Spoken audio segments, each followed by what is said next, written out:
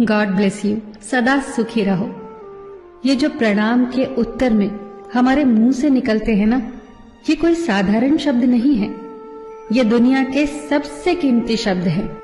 आजकल हम इन बातों को महत्व देना बंद करते जा रहे हैं, पर यकीन मानिए, जो प्रणाम के जवाब के रूप में आशीर्वाद हमें मिलता है या हम किसी को देते हैं, वो 100% चमत्कारिक शब्द होते हैं, बेशकीमती शब्द होते हैं। एक बहुत प्यारी कथा कहने जा रही हूं। महाभारत का युद्ध चल रहा था। एक दिन दुर्योधन के व्यंग से आहत होकर भीष्म पितामह यह घोषणा कर देते हैं कि मैं कल पांडवों का वध कर दूंगा। इस घोषणा का पता जैसे ही पांडवों को चलता है तो उनके शिविर में बेचैनी बढ़ जाती है। सभी को भीष्म पितामह की क्षमताओं के बारे में पता था, इसीलिए सभी अनिष्ट की आशंका से परेशान हो जाते हैं।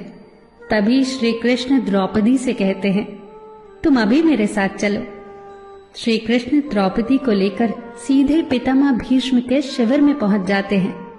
श्री कृष्ण स्वयं तो शिविर के बाहर खड़े हो जाते हैं, पर वो द्रौपदी से कहते हैं कि अंदर जाकर पितामह भीष्म को प्रणाम करो।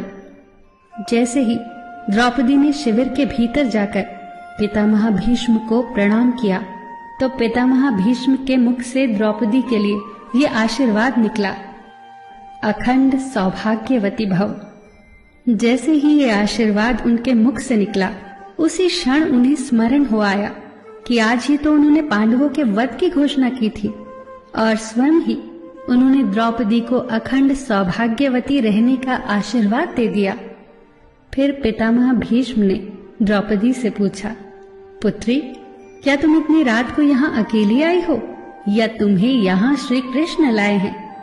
तब द्रौपदी ने कहा, जी पितामह, और वो शिविर के बाहर ही खड़े हैं। शिविर से बाहर निकलकर दोनों ने एक दूसरे को प्रणाम किया और पितामह भीष्म ने कहा, मेरे एक वचन को मेरे ही दूसरे वचन से काटने का काम केवल कृष्ण ही कर सकते हैं।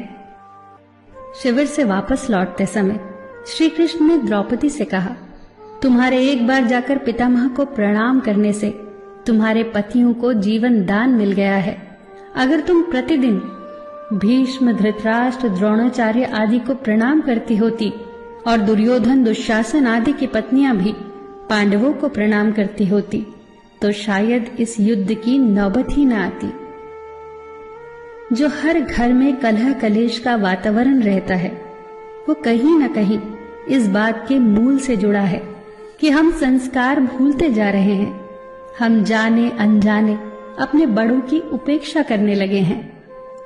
याद रखना कि हर चीज पैसे से खरीदी नहीं जा सकती, और ये भी याद रखना कि हर बात का जवाब गूगल से नहीं मिलता। उसके लिए बुजुर्गों के पास भी बैठना पड़ता है। शरीर की खुराक के साथ साथ हमारी आत्मा को भी खुराक चाहिए, जो संस्कारों से हमें मिलती है।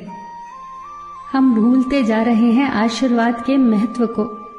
आशीर्वाद एक कवच की तरह होता है जो हर बाधा से हमारी रक्षा करता है। कितनी सुंदर बात कही है किसी ने।